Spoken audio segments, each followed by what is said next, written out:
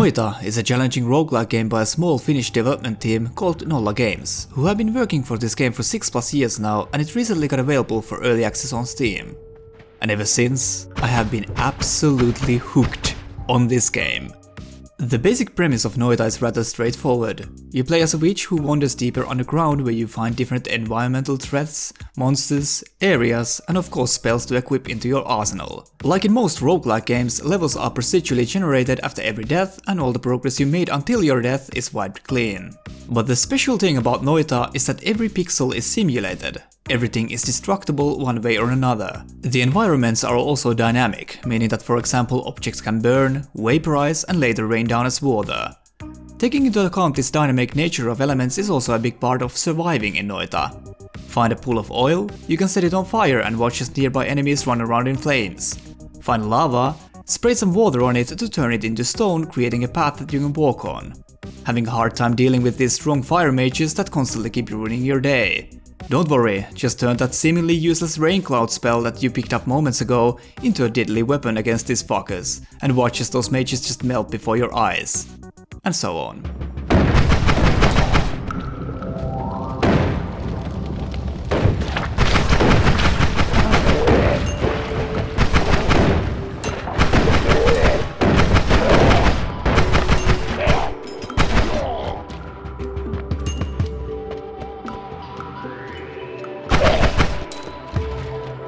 The gameplay loop of Noita consists of exploring different levels, searching for health upgrades, gold, and magic wands of different variety, while obviously finding enemies as you do.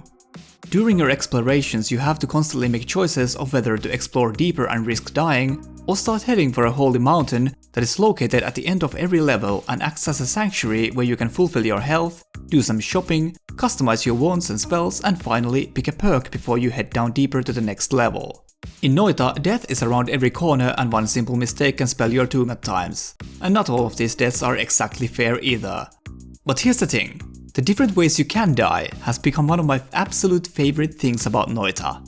For example, once I was standing in a pool of water and accidentally shot and broke a polymorphy flask. That turned me into a firefly creature and I instantly died due to the water I was standing on. Absolutely hilarious. I consider the ability to find your own deaths funny and entertaining is almost like a necessary requirement of being able to enjoy this game. Because a little known fact is that Noita means brutally fucking difficult in Finnish. You will be dying a lot, and in most cases you have a lot to lose when you do. So if dying a lot, sometimes in extremely unfair ways, easily gets you on your nerves, this game isn't for you.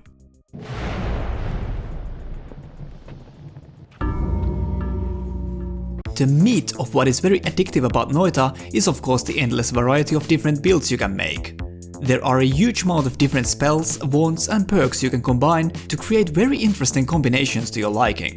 The randomized nature of the game also forces you to improvise a lot, because you'll never know what you're gonna get. And gathering knowledge of what works with what is a vital aspect of getting better at Noita. Some of the perk and spell combinations can be downright lethal to oneself. For example, the first time I picked a perk called Glass Cannon that limits your maximum HP to 50 but makes you deal 5 times the amount of damage and boosts your explosions. Turned out to be a really fun time until I used a bomb that apparently got turned into a nuke by the Glass Cannon perk and caused the whole screen full of the current area turn into dust before my eyes. Including me. There was also another incident where I had picked a perk called Teleportitis that makes you teleport to a random location on the map whenever you take damage. So I was fighting these enemies with a sort of an explosive shot wand. Took a hit from an enemy, got teleported into a room smaller than my kitchen while still shooting my own explosive shots that made a nearby petrol canister to blow up instantly, killing me in that cramped room. I have countless of different examples I could share of the different hilarious combinations of spells, perks and deaths I've encountered during my 40+ hours in the game so far, but I think it's best for you to find this out by yourself, because there are a lot of times when you end up staring at that game over screen, thinking, what the fuck did just happen? Even though the game is on early access, it has felt very solid so far. There were a couple of moments where the bombs I used just disappeared without a reason, and I do not like how fast the gold dropped by enemies disappear. It sometimes creates unnecessary amount of extra tedium trying to pick up the gold before it vanishes. I think the gold nuggets shouldn't disappear at all, or the time those disappear should be highly increased. I guess the game's visual side isn't anything special most of the time. Don't get me wrong, the pixel art here is fine and there are some moments of pure excellence here as well, but coming straight from playing Blasphemous, another game with some of the finest pixel art this year, makes Noita look a bit bland in comparison. I wonder how much limitations the every pixel is simulated approach set for the artist when creating the art of this game. However, I do appreciate how much the game reminds me of the Finnish classic game Liero, that the developers were clearly heavily inspired by. Also, sometimes the game had some framerate stutter for when certain special events happened that I would spoil, and I think the perk balance is still kind of figuring itself out at this point. But overall, I've been enjoying my time a lot with this game, and while I cannot wait to see what the future holds for Noita, the game already seems like it is absolutely packed with content so far.